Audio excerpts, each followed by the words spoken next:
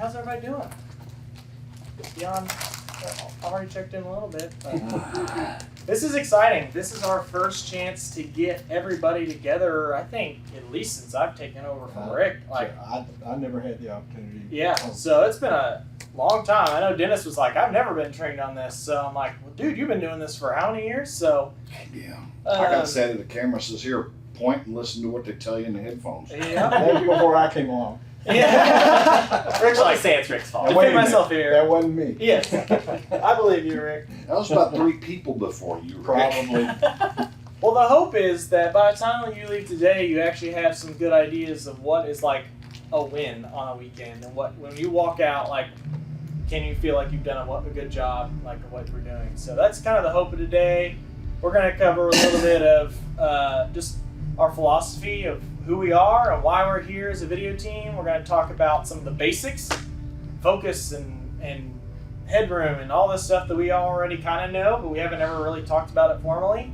And then we're going to talk about some new stuff that we're going to start doing that I'm really excited about.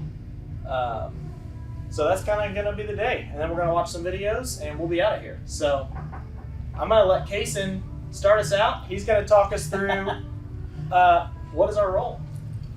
Yeah, so Nathaniel got me in on this somehow. I don't know, but He was talking to me about it one day and I'm like, why am I teaching this? and I don't like sitting because then I can't see. I know, I'm everybody's like, faces, these stools so- are way too I low. know. so- I was looking, it's like I could barely see your face because it's cut off by the camera.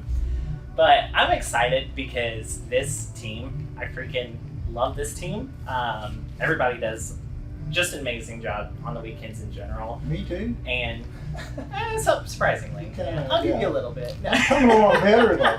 Even a blind squirrel finds a nut every once in a while. Yeah, there you go. But yeah, this team, I don't know. There's just something special about it, and it's just really exciting.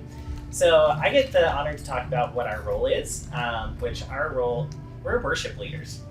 So functionally, this is our role, whether you realized it or not. I got to go to a conference not too long ago called Philo, which is First In, Last Out, and it's literally just all about church production.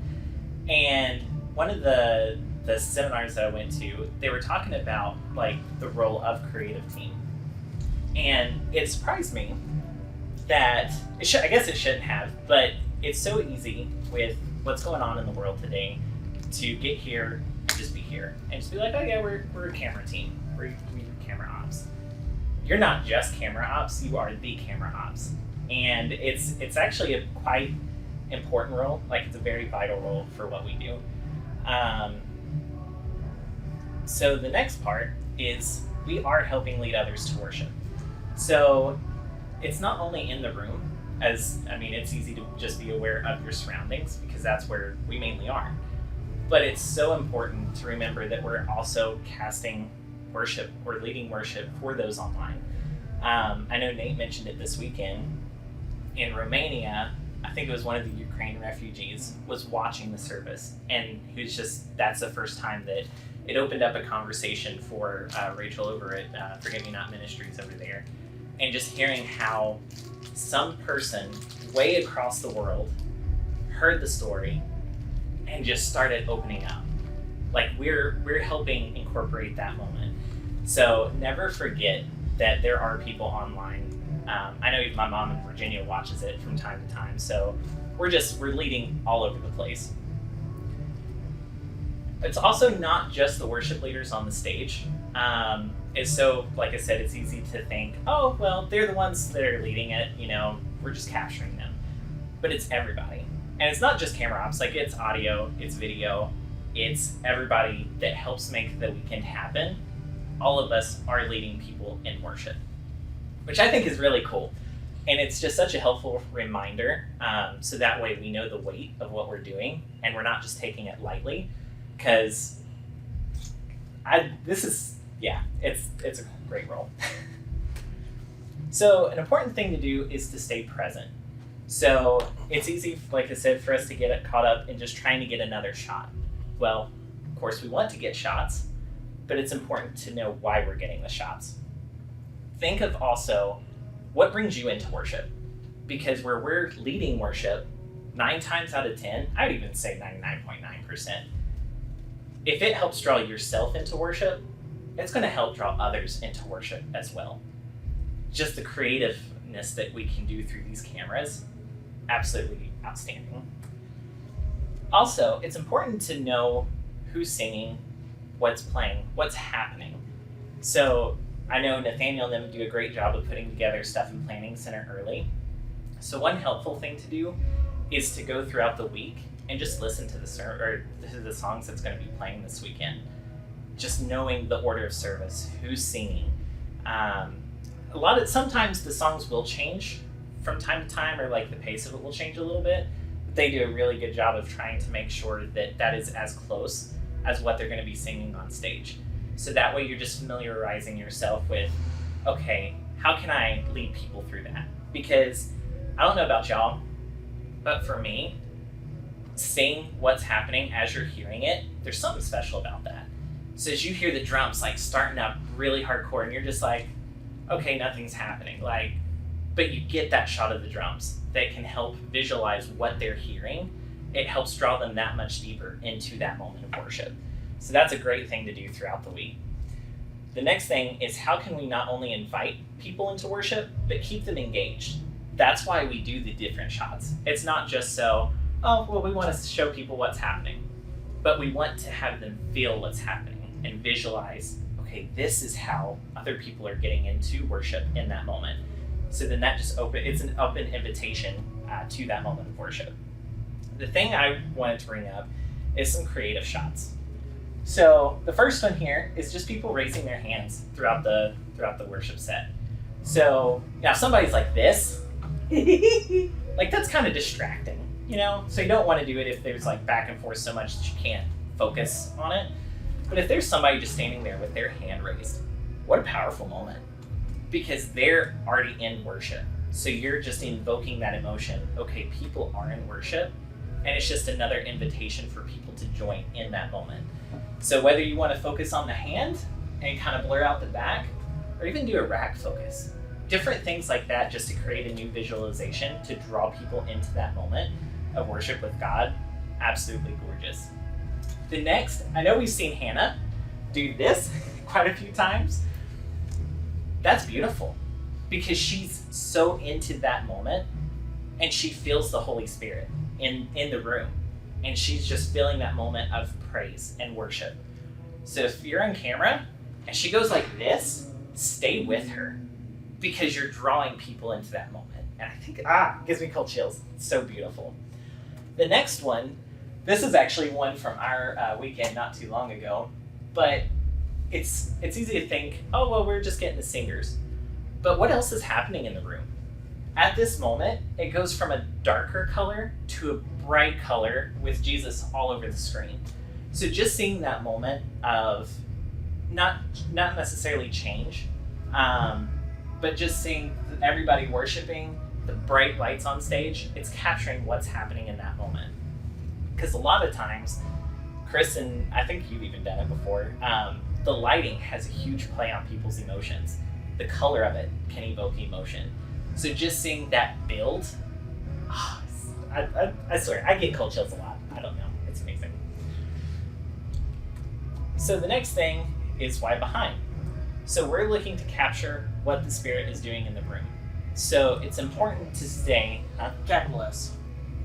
The Spirit. Yes. Yeah, not just the Spirit of what's happening in the room. I was like, what? Capital S? The Spirit. But Holy Spirit. We're wanting to capture what the Spirit's doing in the room.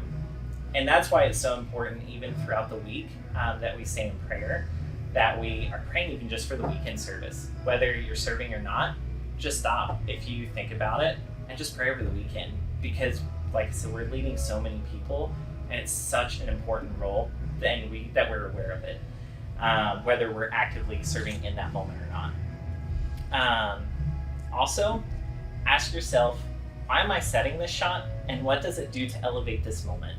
So like I said, just keep attention to what is happening in the room, because the Spirit's leading. And how are you going to help lead other people into seeing what the Spirit's doing in the room? So that's all I had. Great. Yeah, and one thing to play off of what he's talking about, I'll say it in a nice way, a word of caution, perhaps. And I'm going to say this to everyone on the video team as a whole, because what I never want us to do is to dictate what's happening in the room. So I've had a few through the grapevine moments of hearing like, I don't even know if it was people on this team, so I'm not talking to anyone specifically, but where like someone was wearing the wrong outfit, or they were moving too much, or something like that. So what I want us to be really careful about, since we are trying to be worship leaders and we're trying to not dictate what's happening in the room, I want us to be real careful about when we're talking about, like, because we joke about it, right? Man, Nate's moving around a lot this week and all that stuff. It's great for us to joke about it, but we do have to be really careful about what audience and who's around when we're joking about that stuff, because I never want people on stage to feel like they moved around too much, because they never do. Like, that is never the question. Like, we are here to capture what they are doing, so I never want them to feel like, oh man, I'm moving around too much in the camp. Like, if that's a problem, do come, like, bring it up. Come to me, come to Chris, come to Kaysen, even like somebody who like is on staff, or Kaysen's our ambassador now, so he's like staff adjacent. So like one of us can then handle that conversation. But I definitely never want anyone to feel like they are doing the wrong thing because they're worshiping the way that they feel like they should be worshiping. So I do want us to always be careful about that, and that's all about looking to capture what the Spirit's doing in the room. You know, that's why we're here. So again, no one's in trouble. That was not, I don't know where any of that has come from, but I just want to make sure that we were all aware of that and like being careful about that. So Kaysen's talked about the functional parts of it. Why, as a broad aspect, we are here. We are worship leaders, but tactically, we are camera operators. So while we need to grow our spiritual side of it, we also need to grow our skills side of it. And so that's where we're going to go from the rest of this, is just to talk about some of our skills as being camera operators. So let's talk, let's get back to the basics a little bit. Camera 101, if you will, on how to operate a camera. You will probably be like, oh my gosh, I know all of this. Great. If not, you've learned something today already. So part of the things we're doing today is with focus, I'm changing our terminology. So in the past, when we've trained camera operators, it has been zip in all the way, get your focus, zip back out, and set your shot. Zip in, get your focus on your next one, zip back out, and get your shot. I'm going to stop saying that, because what I want us to always be thinking of now is that we're never stopping focusing. So your hand is always on the focus knob, and you're always focusing. It's part of that job of, you're almost like a drummer. I could never be a drummer, so if you can do this, congratulations. You're like patting your stomach and rubbing your head at the same time. But, because you are like, you're focusing, you're zooming, you're panning, and you're tilting, and you're doing all this, and it's kind of like this symphony of things that's going on with your camera. But when it all does come together, it looks really good. And so I don't want us to ever feel like we have nailed our focus, because I think that's where we fight it a lot. Like, you know, Hannah walks forward and back constantly. So we never can set our focus on her. We have to be constantly refocusing. And so this is easier done on 2 than it is on 1. So I do understand that. 1 is, because it's got that more manual focus, can be a little bit troublesome sometimes. So it's going to be a little sporting. But the nice thing is, and I even do this with camera 3, when I'm running camera 3, I'm always rolling the focus in and out just a little bit. So I'll try to find it, but I'm sitting there rolling the focus in and out the whole time. So if you're always refocusing, that means sometimes you may be a little out of focus, but other times you'll be in focus. And it kind of adds to the art of it. So don't ever feel like you have to just nail a focus and then like, man, Hannah's walking back and forth. That's not what I'm looking for. I'm just looking for you to be responsive to it.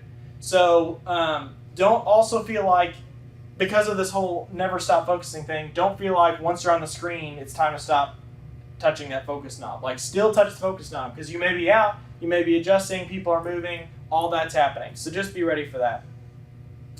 Another one that we hound on a lot, and you all have definitely seen this, is headroom.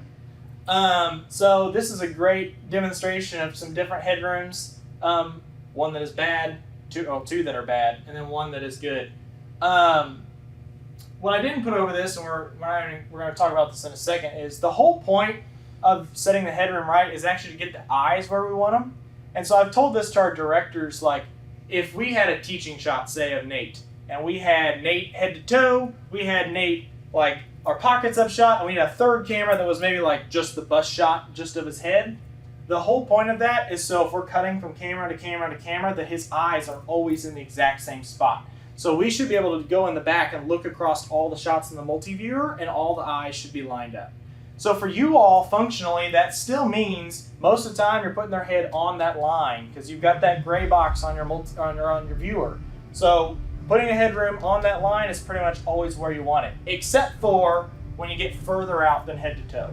Once you get past that head to toe thing, headroom kind of gets more artsy. So you may at times need to put their headroom really tall so you can capture the screen, or really short so you can capture the audience. So once you get past head to toe, the headroom rule kind of starts to get broken. Obviously, we don't want to like cut anybody's head off, but it gets more flexible once you get further out.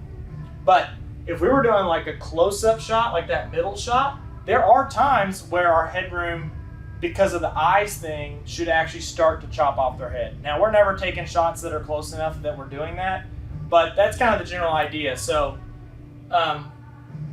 for you all, biggest thing, set your headroom at the gray line on the box. You're going to be set most of the time. Another one we haven't really talked about in the past is the concept of lead room. So this is the idea that when someone is, especially during talking shots, so Nate preaching, host moments, all that stuff, when a person is facing the camera, they should be dead center in the shot.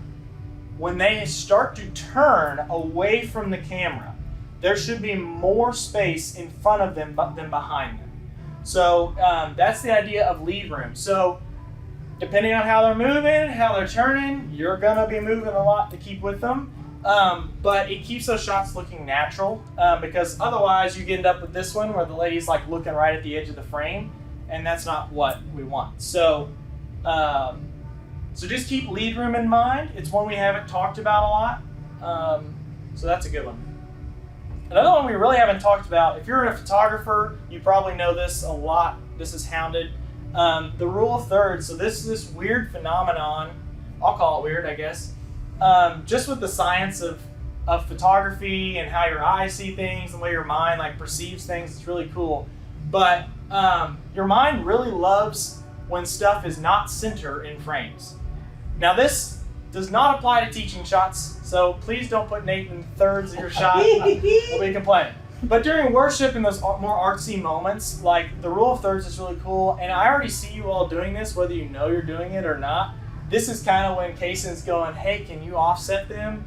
Maybe we're dissolving from one shot to the other. Ideally, we have one person on one side of the third and the other person on the other side. When we dissolve, man, it looks real good.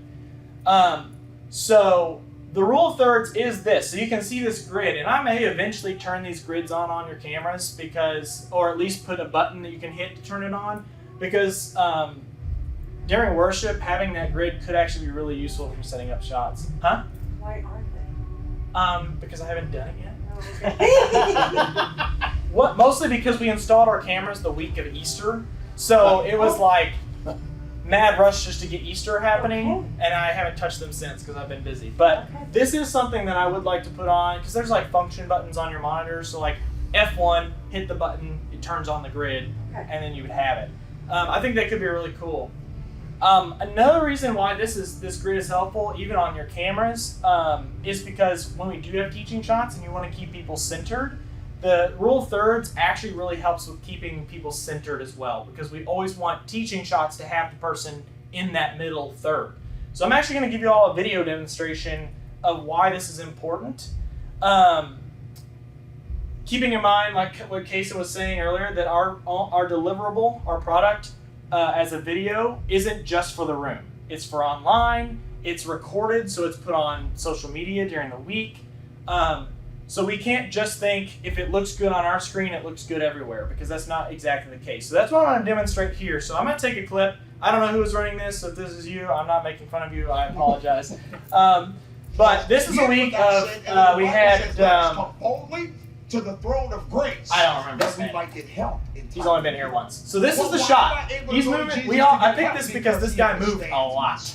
And While he was Jesus quite has the not hassle. So sinned, I'm gonna put he a felt rule of the thirds grid passion over this so we can kind of see how he's falling. So he's dead center right now, looking pretty good. We see that in the Here in a second, the he's gonna wilderness start of running Matthew off. Chapter 4, the Bible records that You was Jesus filming was this, in by the fact way. tempted. He Huh? was led You were into the filming wilderness this. to be Maybe tempted I by the was. devil. Yeah, no. It you is So I'm didn't. making fun of myself in context this of one. So theology. that's great. We I'll gladly understand make fun of that myself Jesus here, is so- both God and man. He is God. in You were the right flesh. about that, right? So that's so it funny. forces us So I'm to making fun of myself think here, my about poor how camera could operating. Jesus So, be tempted if he was but the God? whole point is, our Well, goal it's is to keep because him as centered as the possible Patriots anytime he's say he was moving. the And why is quickest that man important? human Because that let's has say we two take natures. this He video was God and we put it and on he a was phone man. We would for say he was Instagram fully later in God, the week and fully it's man. vertical. So in one Well, we're gonna way was chop Jesus the sides tempted. off He for that wasn't video. tempted So if because I he was chop God, these sides because and we God look at can what be it looks tempted like in on evil. Instagram, He was tempted in we start to evil. see that once the more he drifts, See the more we Jesus lose him. tempted in the wilderness.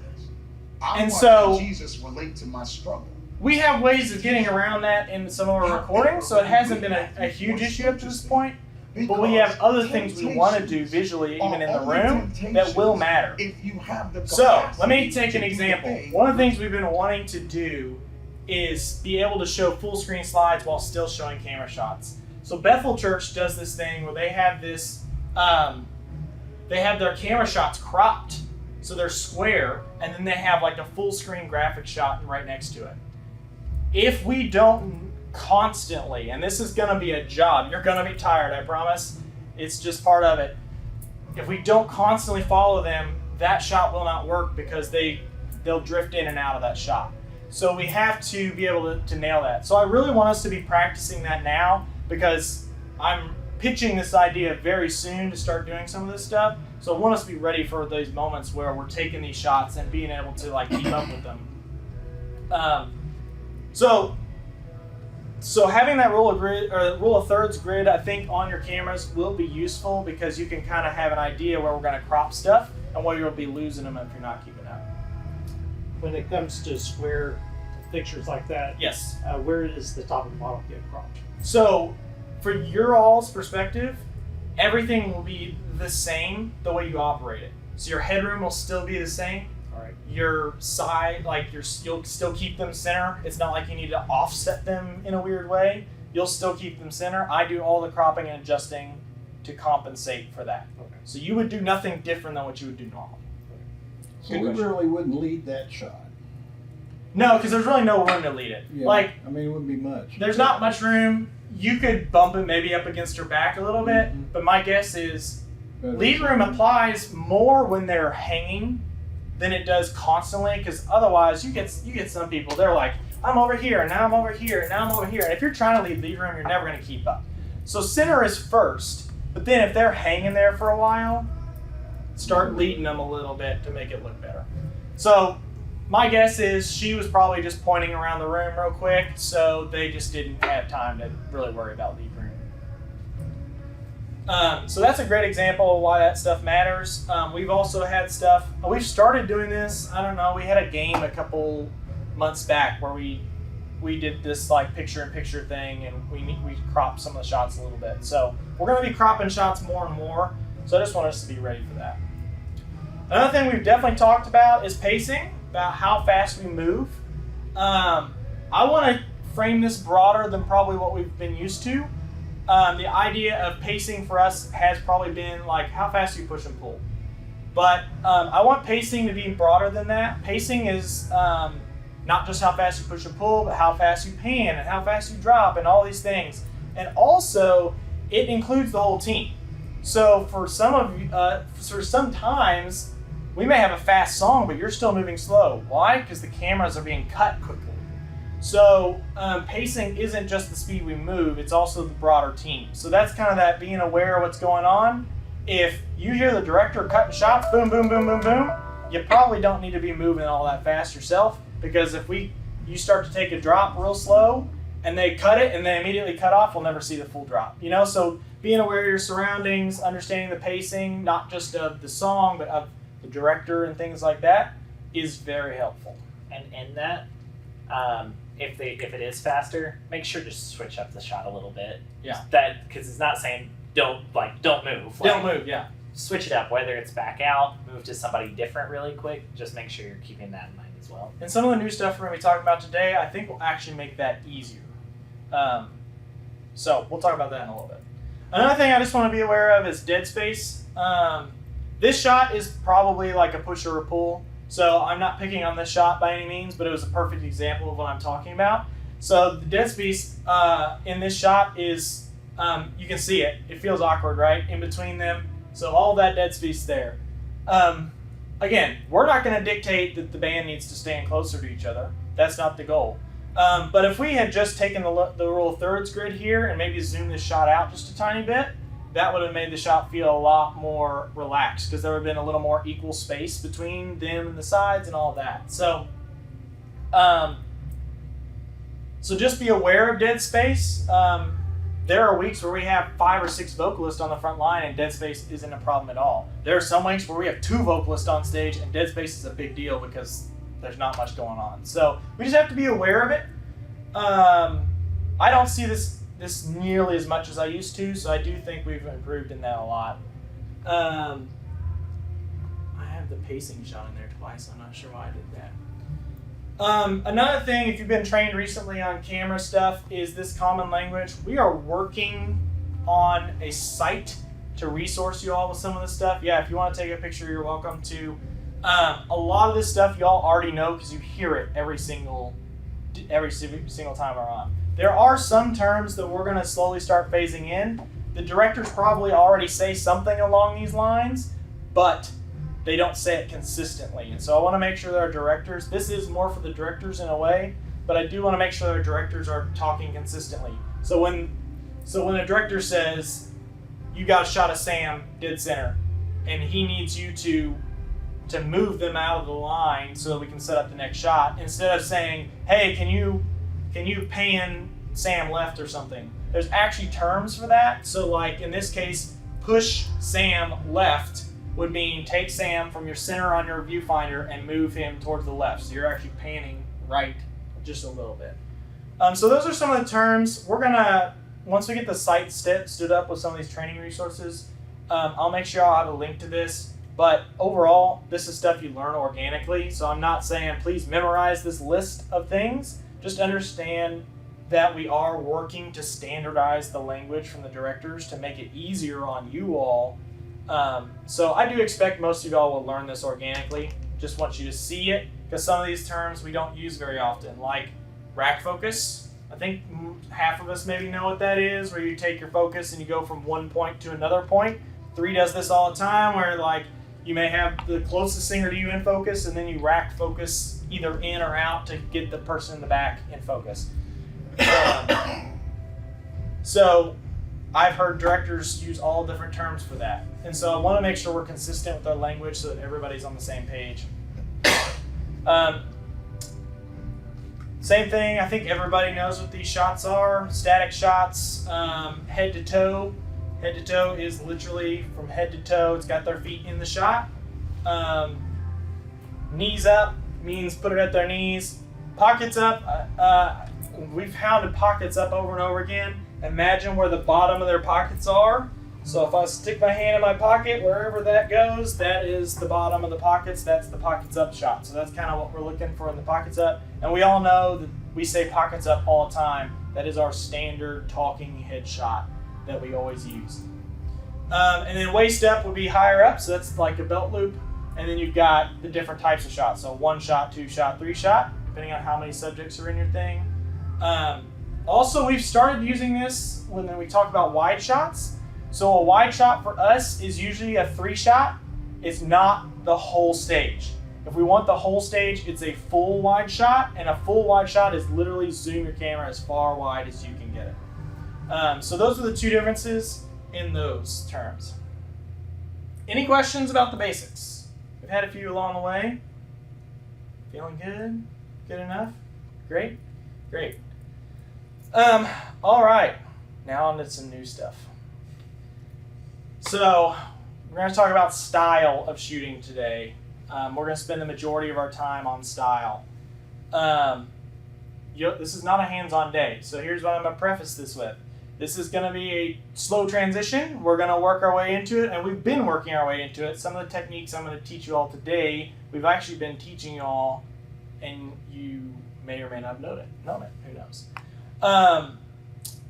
But we have been shooting in what I would call a traditional live TV style. So if you watched any TV from like the 2000s up to like the 2015s or so, it's a lot of very smooth.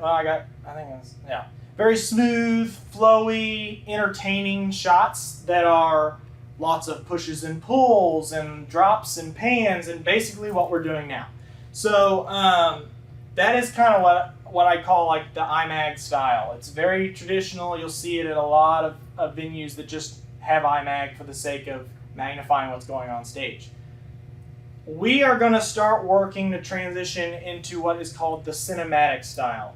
I want to be careful because if you know anything about church production, cinematic has been a kind of a hot word for a little while, and it's growing everywhere. Like Grammys and everybody's doing this cinematic thing now.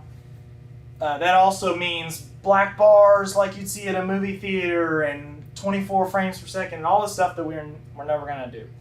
But I do think there are some valuable things in the cinematic style that we can take into the way we shoot to help engage people more and help draw them in and make it more of an engaging experience, not a showy experience. And not to say we're doing anything showy, but I think this style actually is more engaging and less like presentational, if you will.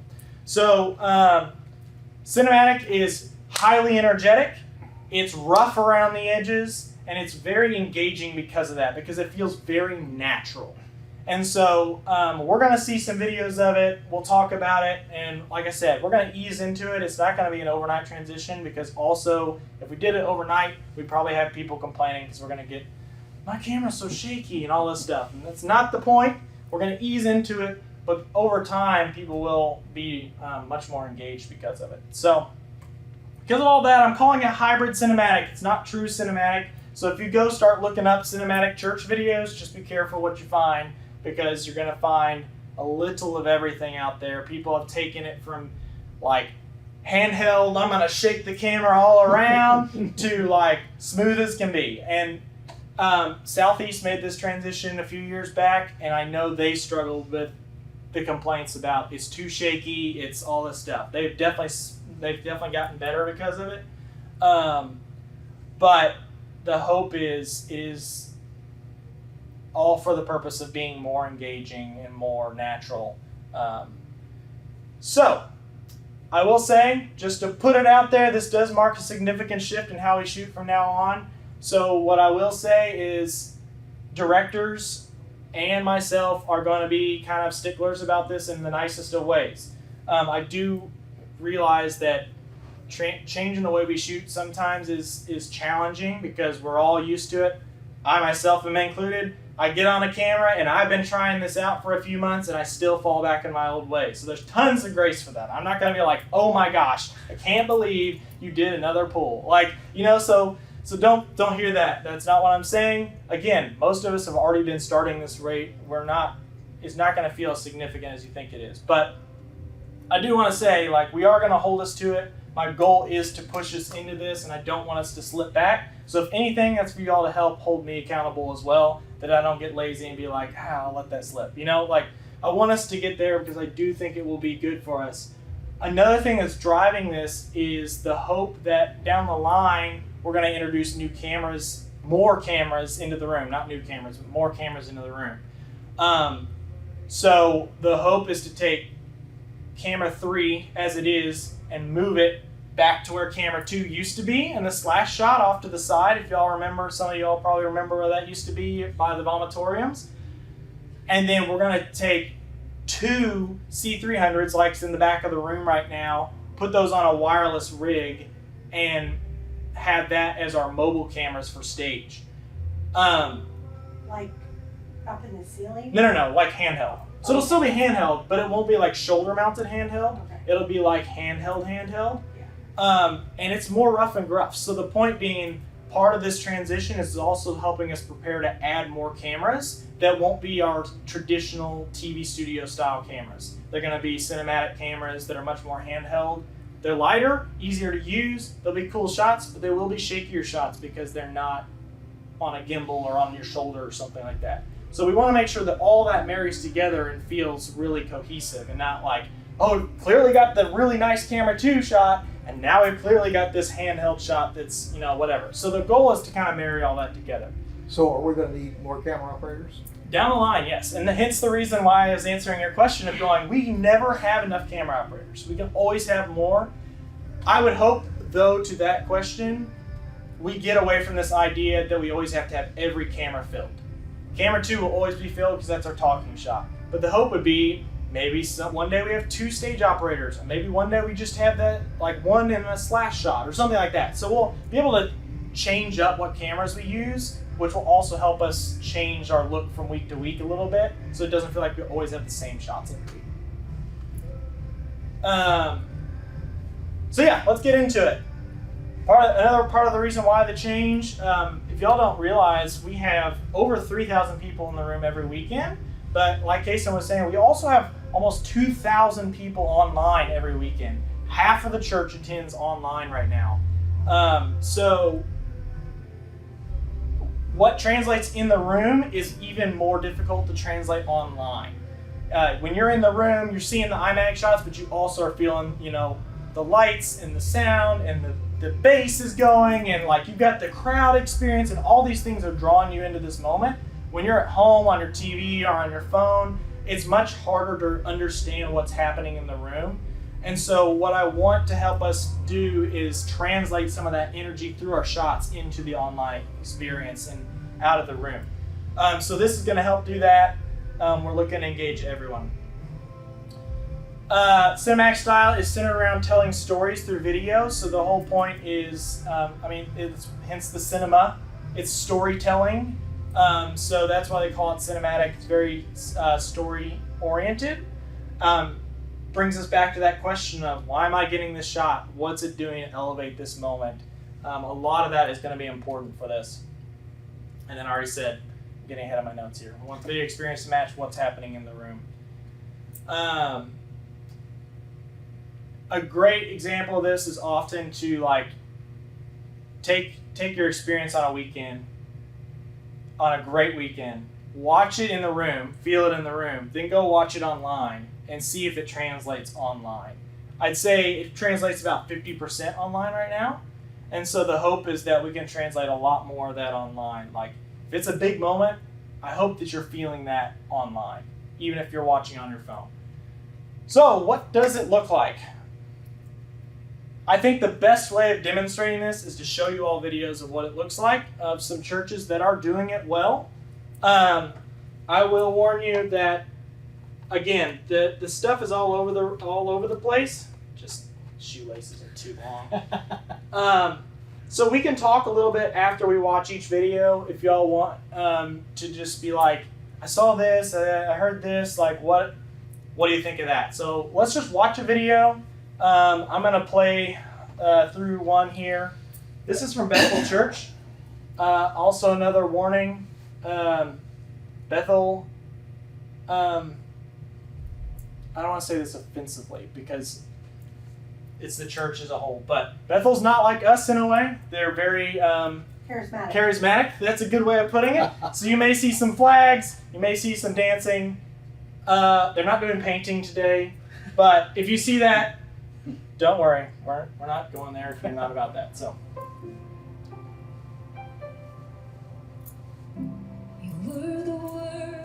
some of the things I want you to look for is notice how every shot feels handheld. I'm looking for the volume there. Every shot feels like it's someone's holding a camera. Even that tripod shot there.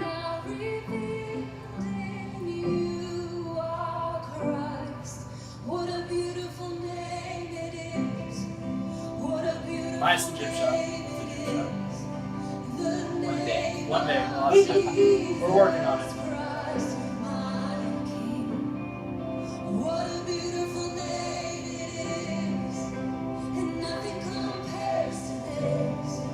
What a beautiful name it is, the hope is with those wireless cameras, we'll be able to get some shots like that from the crowd eventually. That'd be really nice.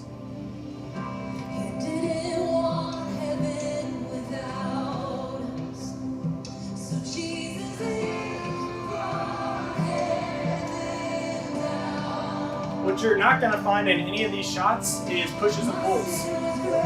Cinematic style really doesn't have very many pushes and pulls at all. The motion is generated by moving the tripod and not by pushing and pulling the camera.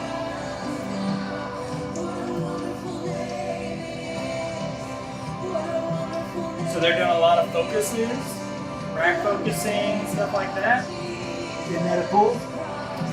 The jib shot does have a few pulls because it's a wide shot. So that's probably the one exception is those wide shots.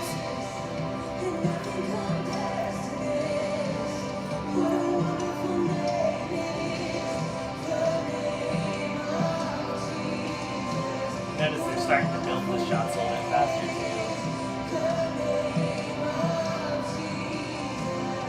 In camera 3's, probably it stands to benefit the most from this in a way because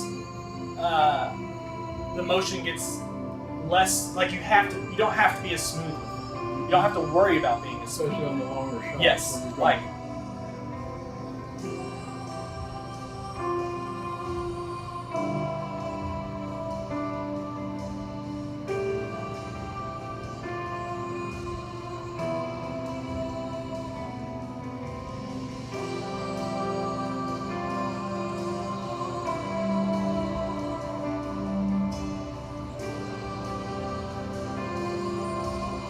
Even that dolly shot has a lot of movement in it. Just the operator moves the camera.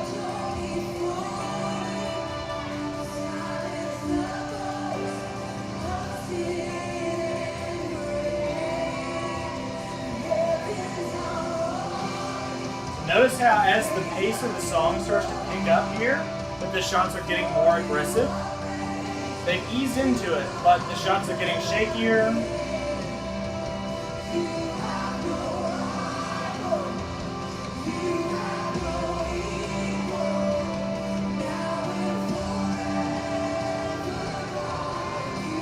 A lot more movement. I like it. Yeah. And do you all feel like you get what's going on in the room? Do you feel the energy in the room right now? Because you can feel it in the shots.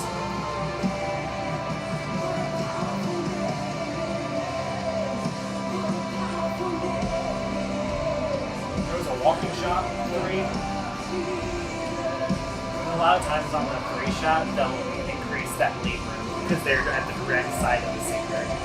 Yeah, you can see lead room on her when they're on the side.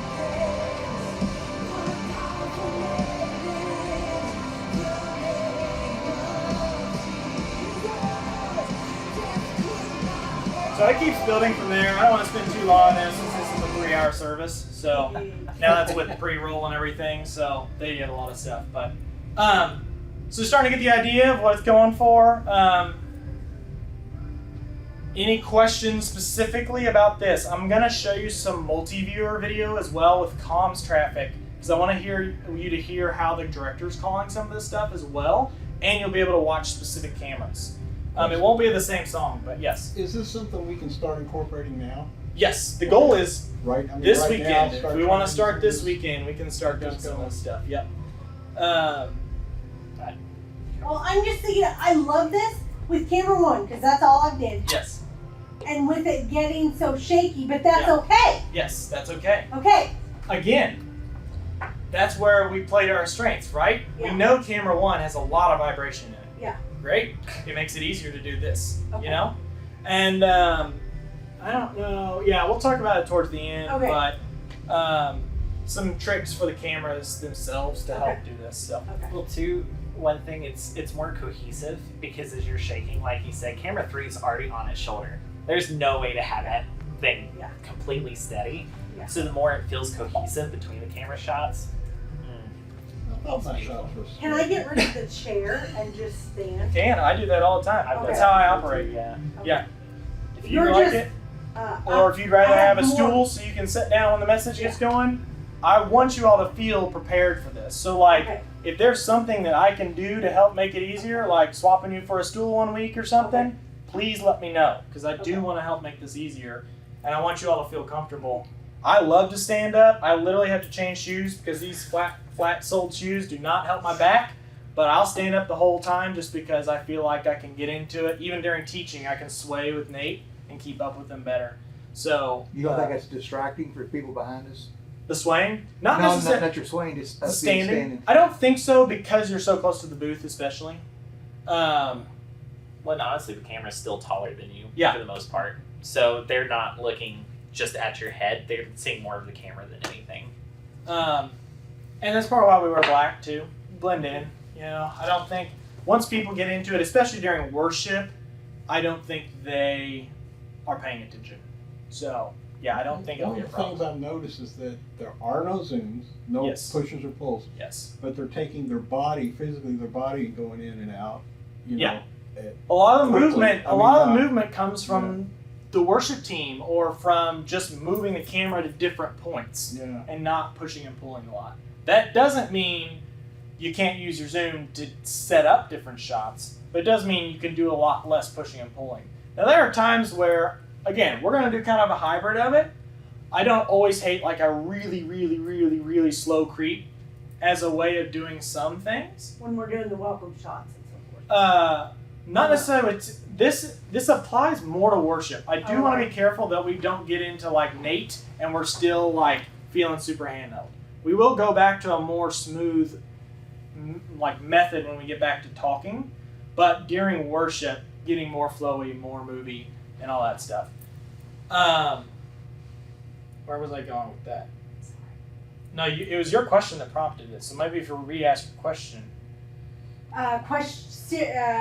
Camera 1, super shaky. No, that was way back. So yeah, I don't know. Standing versus All right. sitting. Well, Oh yeah, the stool. Get rid standing, of the chair. sitting, I don't know. Who I knows? was Maybe if it comes back up, we'll hit it. So, Okay. all right, let's watch some multi-viewer footage. There's a few cameras, so if you see a camera that you resonate with, maybe you can watch that one, listen to the director and some stuff like that. But you will get to see all that's going on. Coming to so. 6. And 6 is live. So 3 is kind of equivalent to our 1 and 2. I think they Coming into somewhat 4. park on their leads, And so we 4 won't is be live. doing that. 5 and 6 are Strings closer will to be our camera nice 3s. and coming to 3. And next line. Well, and I don't think too. We're not switching to just cuts. Like we'll keep the Three's dissolves, so they're only building energy by cuts. Yeah. I feel that. Take this stuff. We'll talk about that during Okay. the Okay, never mind. What Stand by church is 6. this? This is still Bethel. Oh. Yeah. So all these 6 is cameras were live. the same cameras used in that last one, just a different Stand by song. 5. Ooh, I'll hold on you. Coming into 3. And 3's live. Nice move down. He said nice movement. So see how he's just kind of going in like almost Coming like a to figure 5. 8, just a little bit of just subtle motion there with 3. 5's live. Another thing you're going to notice, this kind of applies to the cinematic storytelling thing. All their mobile shots pretty much always have faces in them. And so I do want us to Stand be by careful, 3. especially on 3, to get, unless it's like a wide shot of the stage, to try to get 3's faces live. versus backs and heads. Because I think it helps tell that You story know I'm better tempted to use that fade level. when we see their expression. Coming to on their 6. face.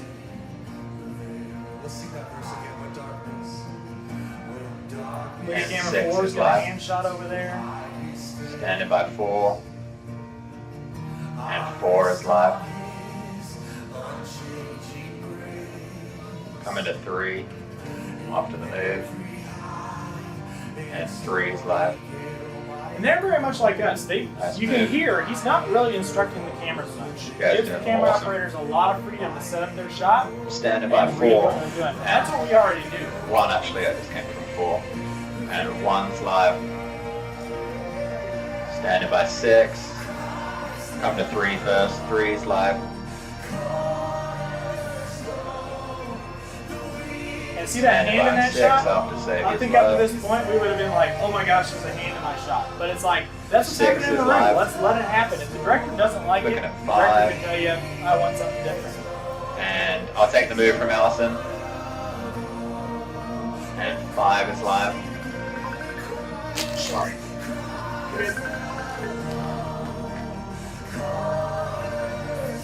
Stand by 3. And 3 is live. I don't know if they actually filmed Can't wait to review that Allison to Allison count. Let me skip ahead a little bit and see if Could have been a bad idea. Standing by 1. Coming to 3. No, they really don't. And 1 is live. So- Coming to 6. Yeah. And 6 standing by 6. Sometimes they Standing by different 3. places. I know we've built it up in the past, but And 6 is live. we got more multi-viewer footage, so this won't be the only one we see. So, getting the idea though, kind of feeling the vibe out. If anything, it does kind of make it easier because you can care less about being smooth. You can care less about pushing and pulling. You can care less about some of these things and just like setting up shots, making sure they move, and make sure they tell a story, you know, about what's happening in the room. All right, we're gonna go do another trip. You got something? Okay, I thought you were about to say something. So we're gonna go to another church. This is Red Rocks out of California. I think they really do a good job of this. So we're gonna watch a video of a song, and then we're gonna watch some multi-viewer footage of a different song. Unfortunately, I could never find the two that lined up. I really wanted to find like the actual final video and then show you the multi-viewer, but this is not going yet. So now this actually this is a music video they put out because they published music, but they pulled this straight from their service. So it's not like they shot this for a music video. It's just part of their service. Now see, they do the black bars and everything that we won't do, but you get the idea.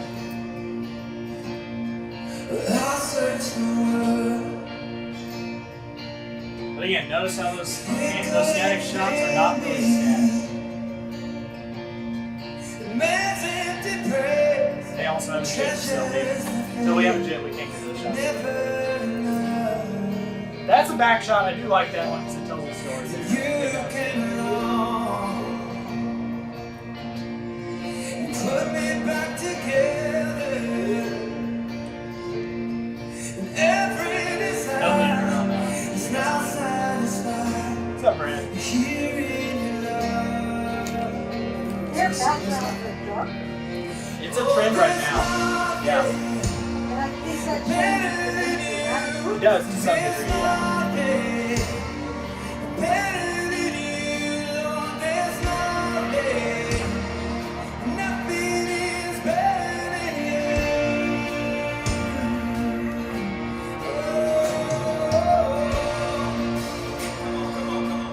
I'm not afraid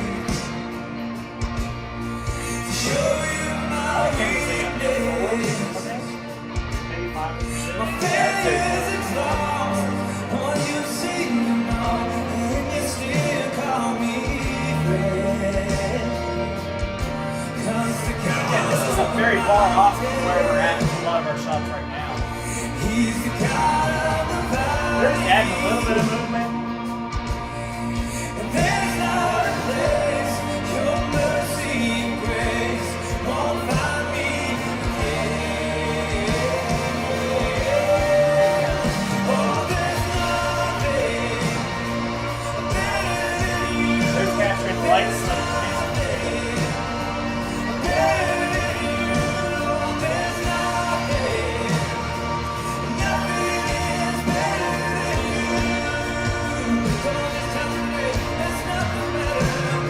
Hand shots.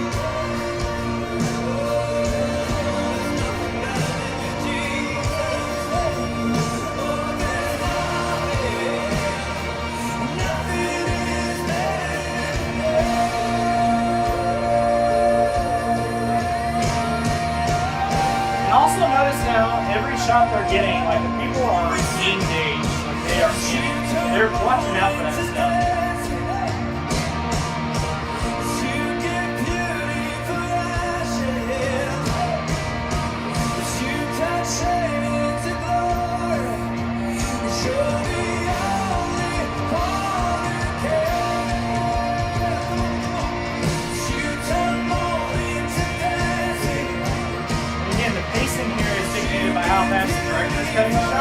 not how much they're pushing and pulling.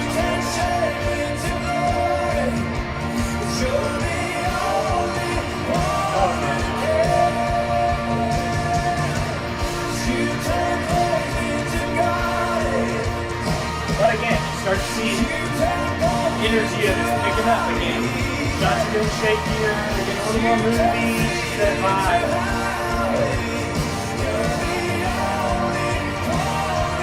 And our hope is as we go wireless, we'll be able to get back down on the stage a little bit more. Yeah, get some of those shots.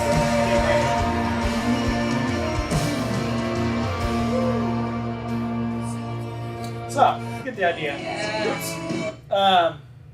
So I think they're really close in a lot of ways to where we are in some of the shots. Like they only have 4 cameras, and they are only, I guess, like I'm trying to figure out what I'm putting. Like they are almost less shaky and movie than the Bethel one. So that's kind of what I'm getting at. Like you can see how they've worked in a little more pushes and pulls and some of that stuff on some of their wider shots. So like they're kind of a hybrid of that, and that's kind of where I think I see us going first, at least. To that question of the push and pull on that other shot, a lot of times you will see that on the wide shots, because in order to work in some of that movement on a wide shot, you'd have to be like, this with your camera. So the way they do work in movement on those wide shots is like a subtle push or a pull. But our hope is down the line to add some shots in the back of the room from like a 3 on a Steadicam, or like a trap camera, or maybe even a cable cam at the top eventually. And so the hope is we can use those as our wide shots, and we don't have to get as many wide shots anyways. So we'll spend more time just getting vocalists and stuff like that. Well, too, one thing I want to add, if you notice through a lot of these shots, they're focusing on the actual singer. Yes. You don't see a lot of people just sitting there, enjoying the moment, but they're not doing anything. I have to say, I'm not going to call anybody out. But we've got some musicians that don't move. Yeah. They just don't move. Yes. Well, and did you see the others that are raising their hands? And like they respect shot. Yeah. And that's where I go, don't get a shot of them. Yeah. Like we don't need to feel obligated to get shots of everyone on stage. Okay. That's not the point. The point is to translate what the Spirit's doing in the room. Okay. And if they're having a moment with Jesus, then great. Let's get a shot of that. If they're just standing around moping around, then that's a different thing, and we don't want a shot of that.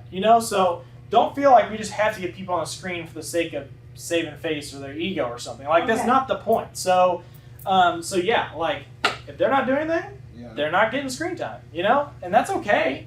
About Doing something. The best answer I've used is just go in tight, watch the fingers, work the guitar or whatever. If there's that's it, because there's nothing if you back off. There's and some of that is like you can do some work with the camera, like maybe get a shot of their face. If they're not doing much, then you just kind of pan down, get the thing, and you still made a great shot out of it, and it feels engaging and all that stuff.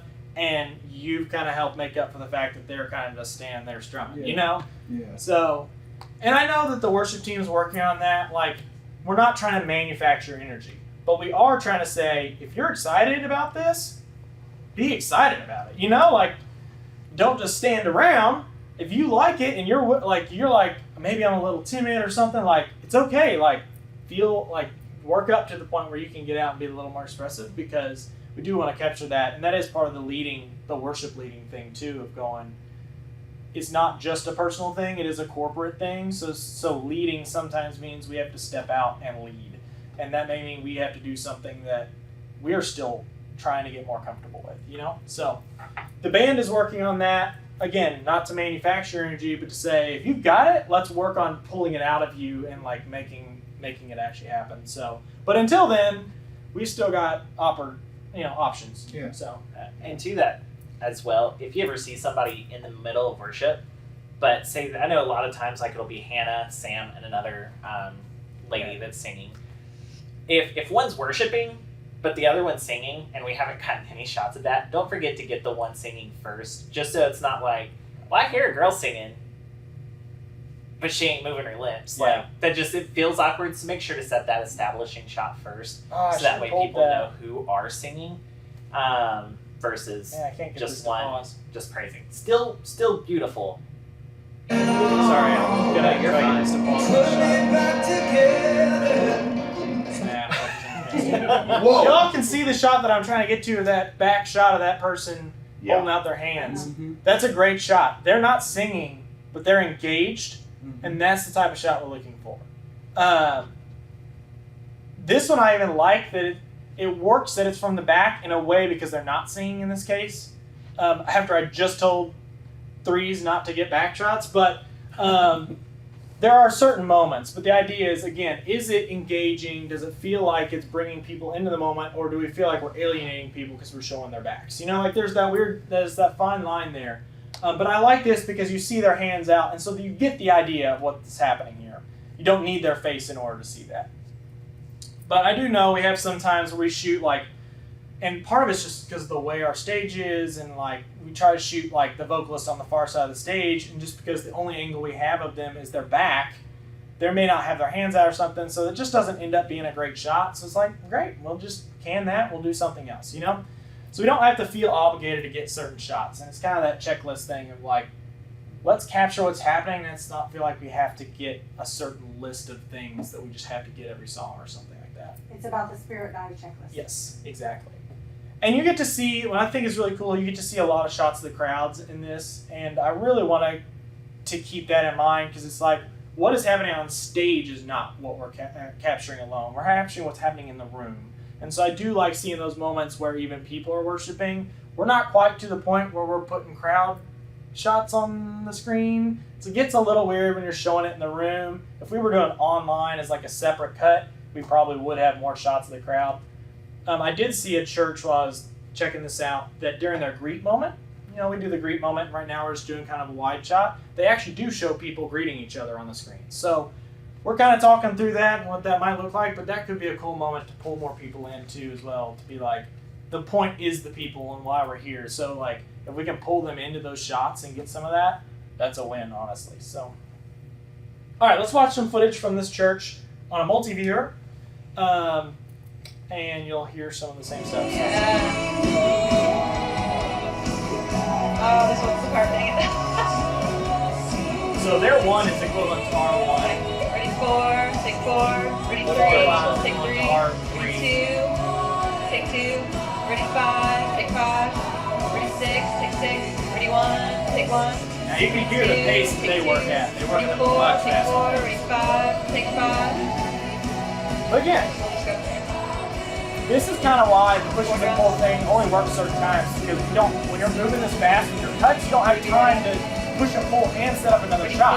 So if you got static shots and you're just moving the camera, you can kind of move quickly. Take 3, ready, 2, take 2, ready, 4, take 4, ready, 1, take 1, ready, 5, take 5, ready, 2, take 2. Now this is probably more extreme. Take 6, ready, 1, Yeah, a lot take 1, ready, 2, take 2, ready, 4, take 4, ready, 1, take 1, ready, 5, take 5, ready, 6, take 6, ready, 2, Coming up on the take end 2, ready, 1, take 1, ready, 5, take 5, ready, 4, take 4, ready, 6, take 6, ready, 2, take 2, little faster, 6, ready, 1, take 1, ready, 5, take 5, if you can, ready, 2, take 2, ready, 3, ready, 4, take 4, ready, 3, ready, 1, take 1, ready, 2, take 2, ready, 3, take 3, ready, 5, take 5, ready, 6, take 6, ready, 1, take 1, ready, 2, take 2, You going to bring it down here? ready, 5, take 5, ready, Part of this is, if you're take 4, ready, in 1, that room take right 1, now, you're ready, feeling the 6, energy, take right? 6, I mean, it's a big moment. And you watch this online, you're also feeling the take 6, energy. So here's another one they did. ready, A 5, little bit take slower, I 5. think.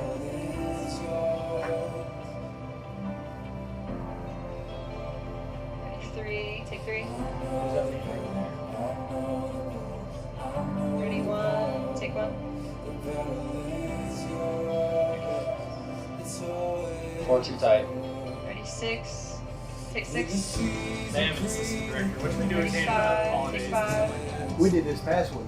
ready, 4, Did you? take 4, Jason helped do that? Yeah, so yeah. ready, 2, It take can 2, get busy, but it can also be helpful because the director has to do less. ready, 3, take 3, Ready 4, take 4. Ready 5, take 5. Ready 2, take 2. Ready 3, take 3. Ready 5, Six, take start that 5. Ready 1, Action take on 1. the hand.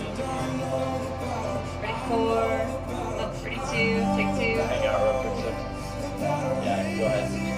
Ready 6, take 6. Ready 5, take 5. You didn't come to play, all of you. Ready 2, take 2.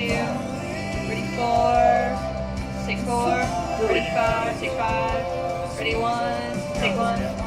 Ready 6, take 6. Ready 2, take 2.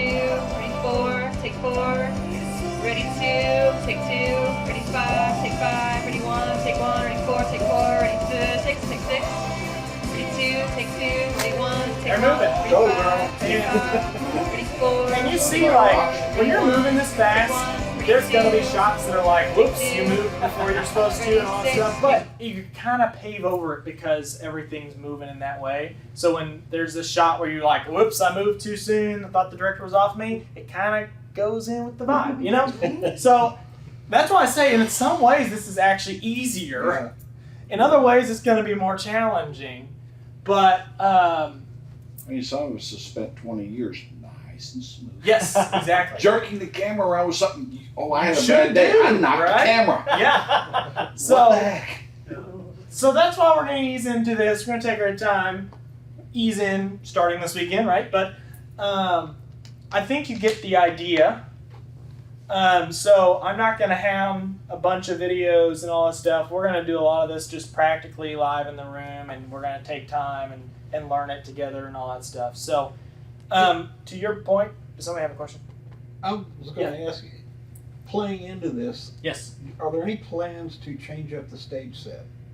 The way That's- people are standing, where they're at, Oh, this yeah. kind of thing? So we're trying to make moves towards that. A couple of the things are like getting complicated too with supplies right now. So like we're working on changing up our lighting right now, and we're working on changing up. We've already started to work on changing up the band or the vocal positions. So the line is actually flatter now than it ever used to be, and I'm still working on getting that line to be even flatter. So the hope is at some point all the vocalists will be in a straight line instead of curved along the stage to help with three shots and stuff like that. So we are working on some of that stuff to smooth that out. We're also always, if we're setting up a band position or something during the week, like we're pulling our cameras up and actually looking at those positions to make sure they're always visible from a lot of stuff. You don't have weird stacking and stuff like that. So we're actually already doing that during a week to make sure that all these positions are well set. But yeah, lighting is also a big part of that. Flattening out that line because our lighting right now doesn't hit some of that. Y'all know Hannah's in and out of lighting constantly. So part of that is also correcting some of that stuff. But we really need different pictures. She moves with the spirit more than Yes. anybody else. Yes. Oh, yeah, Yes. she brings And energy. that She is does. for sure. Yes. And you can tell it's genuine Yeah. and it's fitting for the moment. It's not distracting in any way. And so that's a really key moment. And we had, I don't know how many of y'all were at a night of worship, a couple, like the last night of worship, but I mean, she even got down on her knees at one point and was doing some stuff. So being able to capture that is really cool and really powerful. Would you like us to watch this kind of stuff the week before? Like, If we it have a helps moment- you to pull up some of these churches, Bethel, Red Rocks, some of them, and look at what they're doing. Belonging Co. probably does it. A lot of churches are doing this. I mean, even Southeast is doing this now. So if you even just wanted to pull up some of their stuff and look at what they're doing, you're gonna get the idea. So yeah, I say like if it helps you to look at some of it before you get on, just to kind of refresh your mind, great. We're also gonna touch on just some basic stuff that you can kind of remember to do that will help ease you into it. So let's talk about that, how we do it. So one of the biggest things is keep moving. So when we say, we're still going to use a static shot, so hear me out on this. When I say static shot, I don't mean truly static. I mean like, no, don't push and pull. And also don't hear me, again, we're easing into this, so don't hear me saying, tomorrow you can't do any pushes and pulls. But I would try to steer away from them as best you can. Try to find different ways of getting that motion in, and reserve the pushes and pulls till the times where we really need them for a wide, like a super wide shot, just to give some motion, or if the director just really needs a push or a pull for something, they may call for it. But and also hear me, you all are getting this training before the directors are. Obviously, Kaysen's the director, and he's helped me formulate this training. And I've been talking with Lauren and Elena and them about it, but they're getting trained in a couple weeks. So they've also got to kind of learn this idea. And so you may still hear them calling for certain things like, I need a pull here or a push here. Again, they're going to have to retrain themselves too. So always go with what the director wants, but don't feel like that's them saying that they always want to push and pull from now on. That's them still learning as well. So just have some grace for them as well as they learn and take on these new techniques. Kaysen's had the vision for a while. He and I have been talking about this for 6 months, greater than that probably. So keep moving. Avoid that. Two-sided. Avoid that for talking shots. We don't change anything about our talking shots. What we're doing is great. Obviously, we just want to try to keep them as centered as possible. You all kind of saw the challenges of that. But otherwise, don't change this up for talking shots. We're not looking to do this during talking shots. There may be moments where we start to fuzz that a little bit, maybe during like a speaking moment or a prayer or something during worship. We may feel like, hey, let's keep some motion in that just because it fits with the moment. But in general, if it's a hosting moment, teaching shot, keep those the way we've done them. But for worship, try to keep moving, keep your static shots moving, just move the tripod. I would also highly recommend loosening up your tripod. If you know where the tensions are, keep those loose. If you don't know where they are, I'm happy to show you where they are because there's a bunch of knobs and you can grab the wrong thing. But don't be too quick to tighten your tripod down because that will work against you. That's going to make you more smooth and flowy, and it's not going to translate it's going to like suck up some of your natural just shakiness. And so I would say be careful about tightening your tripod too much. So this is really going to work with the faster songs. Yes. Faster songs. Yes. Yeah. So like your slow songs will still have some movement, especially if your tripod's loose. You're going to have some shakiness in it, and you saw that even in what they were doing. There was a little bit of movement even in their slow songs. But as we start to speed up, hopefully you're getting a little more excited too, and you're like, yeah, let's get some shots, and you'll get naturally more shaky and like. Again, we're not looking to sit there and shake the camera, so that's where I'm going with the figure eights. So like, just imagine you're drawing a subtle figure eight or something like that, or you're just back and forth. Just some stuff like that is a very simple way to do it without it becoming like shaky cam. That's not what we're looking for. And camera 3 pretty much has to do nothing because theirs is already shaky anyways. It's just naturally handheld. We're a shaky bunch of people. Yeah. So 3 almost has the least to deal with that. There's new shots that you may be able to get that you haven't thought you could with like moving around a little bit more and stuff like that. And as we get the more handheld cameras, they'll actually have a screen on a viewfinder for your eyes, so you'll actually be able to get some different shots that you couldn't get because you were trying to look through this viewfinder. And you won't be tethered, so that'll be a win. I love it. Is that amazing? So this is probably the easiest way to start. Figure eights and back and forth. Just move back and forth. Just kind of just move. Just figure eights and back and forth. And so even if you don't watch those videos, if you think figure eights, you think moving back and forth, you've got a good idea. And then you can just kind of speed that up as the song speeds up. It's a great way of starting, and then you'll start being like, oh man, I got this new thing. I really like how I do this, and you'll start thinking of weird patterns and stuff on how you do it. So, but figure eights and back and forth is a great start for you to kind of start that. And then I would say avoid pushing and pulling in most cases. I think we can do without it for the most part. I'm not going to say we can't do it, but I think we just need to keep an eye on it because we definitely have a habit of doing that in almost every shot now. And even the directors feel it. When they're not pushing and pulling, they're calling for it because they're so used to it. So I'm going to try to push against that as much as I can to get us out of that mindset. And maybe down the line we'll start doing it a little bit more. But you gotta shift that a bit. So, and then translate the energy in the room into your shot. So as you feel energy is getting more energetic, just start moving some more. And like Kaysen said, let's talk a little bit about shot. So like shot hierarchy is what I'll call it. If you want to know what we're looking for in terms of shots, we always want most shots of the person leading that song. So whoever it is, Hannah, Sam, one of the others, we always want more shots of them than we have of anything else. That's the goal. Because they're leading the moment, they're commanding the moment, that's what we want. Second to that, we want more shots of background vocalists than we do of instruments. So if I was counting the shots in a song, I would hope we had more of the lead, second to that, more of the background vocalists, and then third to that is instruments alone. Now we actually get to blur that a little bit here because you've seen a lot of shots where they may start on the face and go down the instrument. And I actually really like that because, again, we're in the business of people, right? So I like capturing more people and less instruments because instruments almost feel like, are we just capturing it just to add? So there are moments, like you said, where we want to accent certain things, cymbals and keys and stuff like that. But I do like putting people in the shots because they are the point, yeah. Now, is that a camera 3 only option, or are you thinking like camera 2? There's still occasions, like Like if we they often on the like on guitar- 1 and 2, we'll do like a guitar shot and then pan up, Okay. So don't feel like you can't start on that and then pan up to the Okay. person. Like that's still perfectly doable. So Okay. yeah.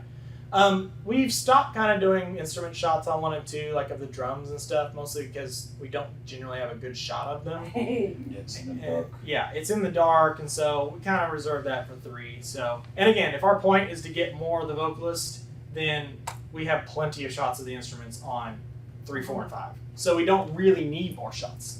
We need more vocalist shots. Is my flashlight on? Because it feels on. Yeah, so that's the hierarchy. So you can kind of keep that in mind too. Never going to complain if we have a ton of shots of people.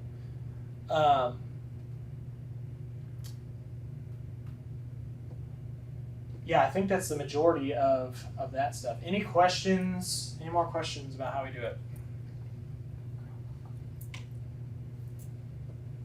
My only thing is during the transition, like you said, it all kind of plays together. Yes. So is it gonna look weird if we have some of those more rough shots and then In a transition.